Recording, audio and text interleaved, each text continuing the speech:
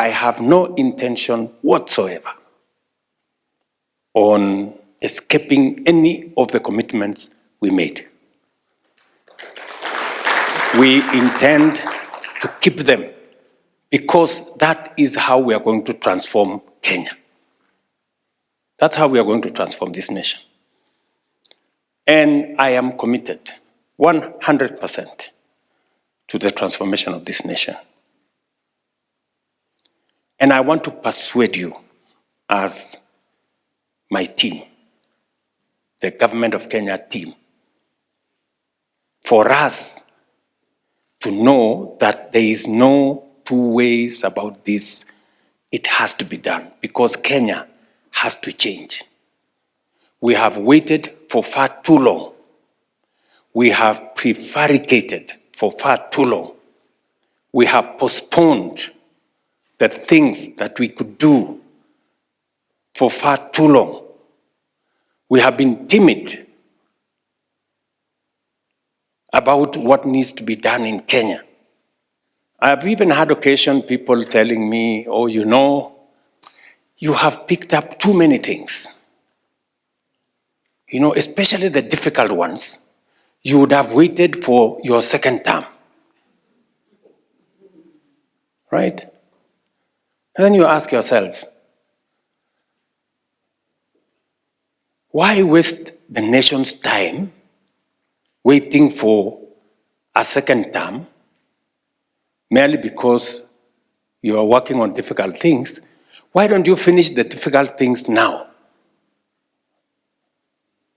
You know? If there is a second term, there is plenty of things to be done. And if it can be done in 5 years, why do you want to do it in 10 years? Are we together? And that is how we haven't made progress as a nation. Because we make decisions not on the basis of how we know that they are right, but we make decisions on the basis of how is it convenient for me to remain politically relevant.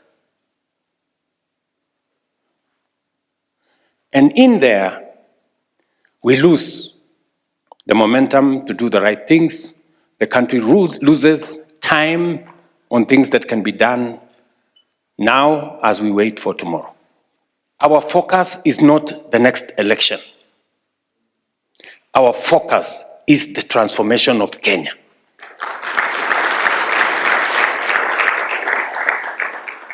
Let me repeat it. We must do what we must do. As so long as it is in the exercise of transforming our nation, the next election notwithstanding. Are we together? Yes. The next election is not our focus. If there is a focus, let it be the transformation, the foundation we are laying so that the next generation can be different.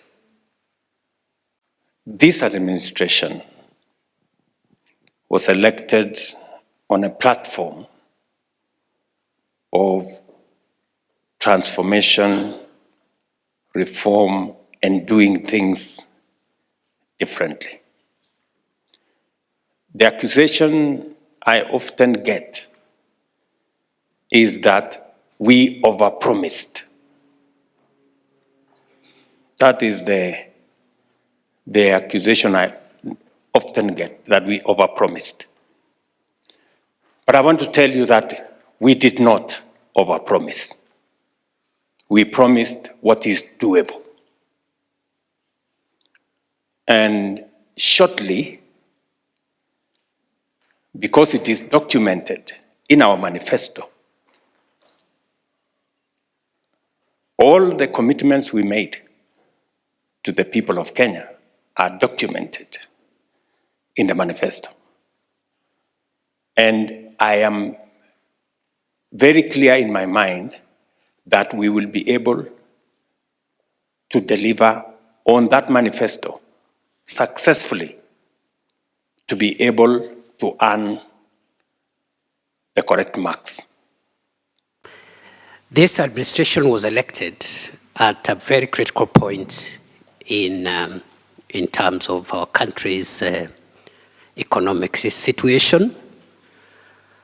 We were elected on a very popular agenda, which was to create an inclusive economy, an economy which brings on board everyone, where the prosperity of the country is shared across economic classes.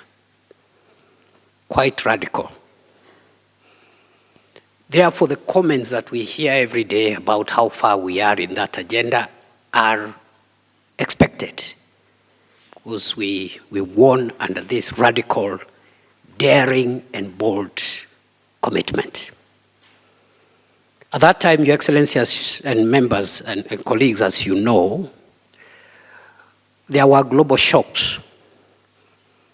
The aftermath of COVID-19, the war in Ukraine, high interest rates in America, which had ripple effects on many economies, including the Kenyan economy.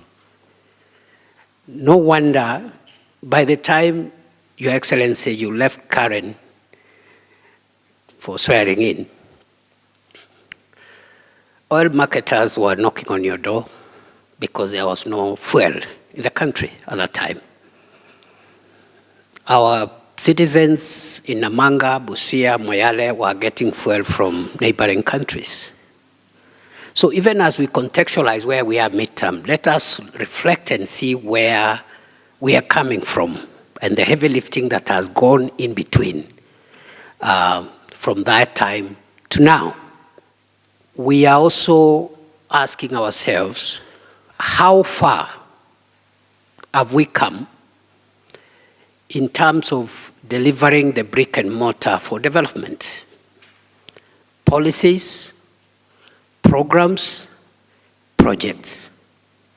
Because right now at midterm, it's about delivery, impact, and not planning or even rationalization. We're also asking ourselves, I hope, how far have we come in terms of carrying along the stakeholders that constitute the Kenyan society, members of the public and sectors and the middle class and everybody else in between. In terms of stakeholders in national development, how far are we carrying them on board? Is there something maybe we need to do better in the remaining 2.5 years? And lastly, we are also asking ourselves, how effectively have we communicated what we are doing? We will also be asking ourselves, looking at the program, we had certain pillars of our manifesto around agriculture, health, around MSMEs, and all the pillars, including the digital superhighway and the creative economy, and the enablers of those pillars. How far have we come in terms of delivering the various commitments as broadly packaged in those pillars? To my mind, we are not in a bad state, unless I'm persuaded otherwise. I think we are on course. Of course, the last bit will require us to be more direct, more focused, more energetic, because it's the final stretch. But we've made good progress in stabilizing the economy. In my view, the macroeconomic fundamentals have been brought in check, from fuel prices to inflation to cash reserve ratio and all the other macroeconomic indicators, including interest rates, which last year were able to drop by 2 to 3%, although the banks could even do better than that, according to CBK.